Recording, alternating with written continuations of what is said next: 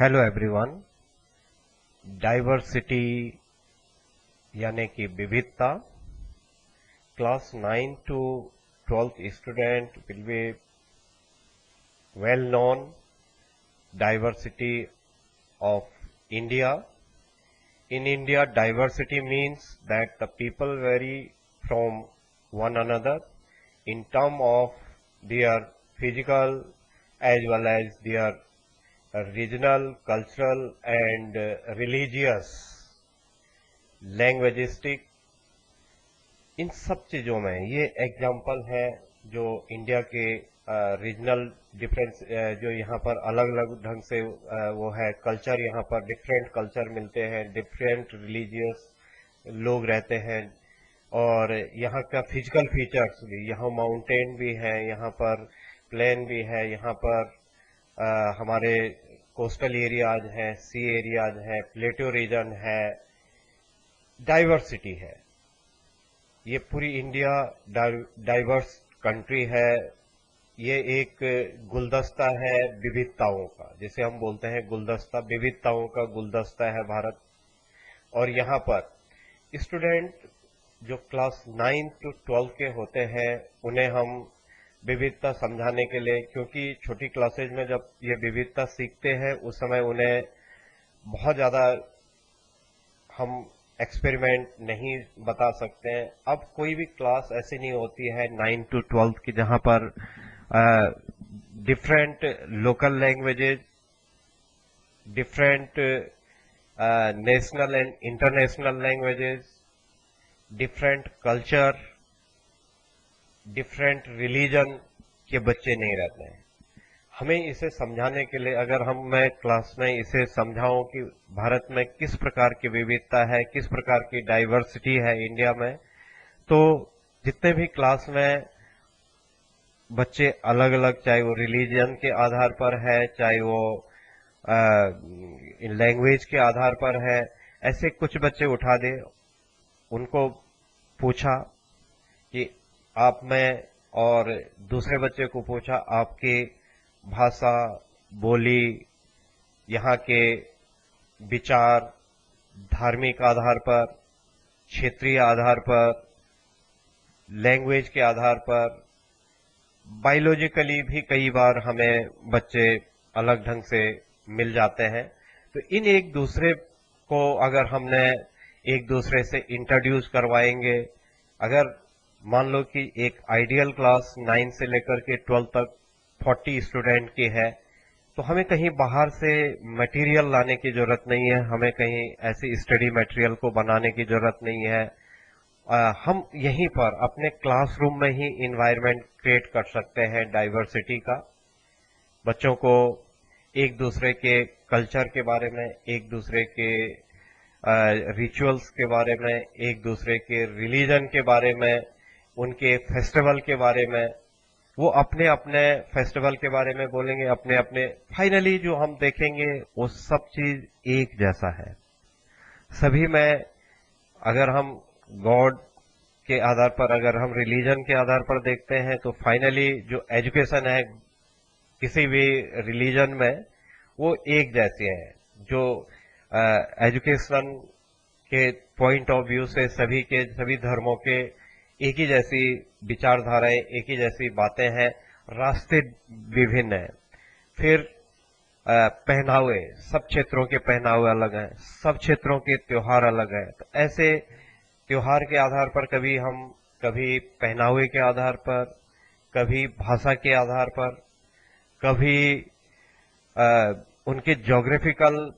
Area के आधार पर, कोई पहाड़ का है, कोई मैदान का है, कोई प्लेटो रीजन का है, तो hill areas, plateau region, plain, coastal area, ऐसे डिफरेंट बच्चे हम लोगों को मिल जाते हैं। स्पेशली केंद्रीय विद्यालयों में तो ये चीज, केंद्रीय विद्यालय तो डाइवर्सिटी का एक, ये कहा जा सकता है कि भारत में अगर कोई डाइवर्सिटी की स्टडी करनी हो, पढ़ना हो, तो केंद्रीय विद्यालयों में होता है। इसमें सभी क्षेत्रों के बच्चे, सभी रीजन, सभी स्टेट, सभी टाइप से बच्चे मिल जाते हैं। अगर मुझे स्टेट में अगर यही चीज करनी है, तो वहां पर कुछ थोड़ा सा इन चीजों पर मुझे ज्यादा काम करना पड़ेगा। लेकिन अगर हमें एनवीएस में करवाना है या केंद्रीय विद्यालय में करवाना, एनवीएस में टीचर पूरे देश से, डिफरेंट एरिया से आ जाते हैं।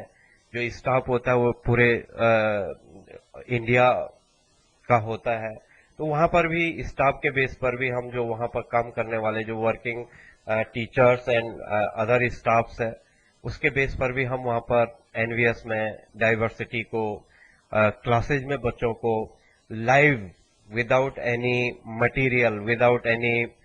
Teaching add, without any ITs, बच्चों को बहुत अच्छे ढंग से समझा सकते हैं। सभी भाषाओं का ज्ञान, सभी क्षेत्रों का ज्ञान, सभी धर्मों का ज्ञान, लैंग्वेज के बेस पर हो, चाहे रिलीजन के बेस पर हो, चाहे कास्ट के बेस पर हो, कि क्या क्या चीजें और कहां से ये कास्टिज्म शुरू हुआ था, किन चीजों को माना गया, किन को शूद्र, वैश्य, ब्राह्मणा, शूद्र, इन सब किस किस चीजों को कैसे करके बनाया गया, क्या आज इनका कोई महत्व है, ये सब एक दूसरे से बातचीत के माध्यम से ही हम डेवलप कर सकते हैं। ये बड़ा आसानी से, क्योंकि 9th से लेकर के 12th तक का बच्चा, क्योंकि प्रीवियस क्लासेज में भी इस टॉपिक को समझता है, पढ़ता है, लेकिन वहां पर वो केवल रटता है, क्लास में पढ़ता है। तो रोट लर्निंग को हमें खत्म करना है और इस डाइवर्सिटी को आसानी से क्लास के बच्चों के बीच में ही हम एक दूसरे को, अगर मैं किसी एक ऐसे स्टेट स्कूल में पढ़ा रहा हूं जहां पर उसी लोकेलिटी के बच्चे हैं, तो उन्हीं बच्चों को कुछ को रिलीजियस, अलग अलग रिलीजन के बारे में, अलग अलग लैंग्वेज के बारे में, अलग अलग कल्चर के बारे में, एक भारत श्रेष्ठ भारत में जैसे एक स्टेट दूसरे स्टेट के बारे में पूरी जानकारी ले रहा है, दूसरा स्टेट तीसरे स्टेट के बारे में, ऐसी डाइवर्सिटी, हर राज्य का खाना पीना, रहना उठना, ये सब डाइवर्सिटी में आता है और मिलकर के एक देश बनता है जिसे भारत कहते हैं, जिसे इंडिया कहते हैं। ये डाइवर्सिटी है कि यहाँ पर नॉर्थ, ईस्ट, साउथ, वेस्ट सभी एक जैसे रहते हैं, एक साथ रहते हैं, जबकि सभी के सब चीजें अलग हैं, सबके कल्चर अलग है, सबके जितने भी यहाँ पर होने वाली चीजें हैं वो सबकी अलग अलग हैं, लेकिन फिर भी हम एक नेशन और एक भारत, एक देश श्रेष्ठ देश, एक भारत श्रेष्ठ भारत की कल्पना को हम क्लास में ही बच्चों के माध्यम से ही इस टॉपिक पर, मैं समझता हूं कि बहुत ज्यादा आईटी और इन सब चीजों की जरूरत नहीं है। हम बच्चों में ही सर्वधर्म प्रार्थना कर ली तो सभी धर्मों का पता लग जाएगा। किसी एक दिन 5 मिनट के लिए सभी धर्मों की प्रार्थना कर ली, उससे पता लग जाएगा। कभी जो फैंसी ड्रेस कंपटीशन है, तो छोटी क्लास में जहां पर फैंसी ड्रेस कंपटीशन हो रहा, वहां पर डिफरेंट एरिया के बच्चों को, इन बड़े बच्चों को दिखा करके, 9th से लेकर के 12th के बच्चों को दिखा करके वो चीज हमारी पूरी हो जाएगी। ये सारी चीजें हमारी क्लासरूम सिचुएशन में बच्चों के माध्यम से ही जो हमारा मटेरियल होगा, जो हमारा साइड मटेरियल होता है समझने के लिए, वो उन्हीं के माध्यम से किया जा सकता है। तो मैं इस टॉपिक पर बहुत ज्यादा डिटेल से इस पर मैं चर्चा नहीं करूंगा 5 मिनट के टाइम पीरियड में। Thank you for watching.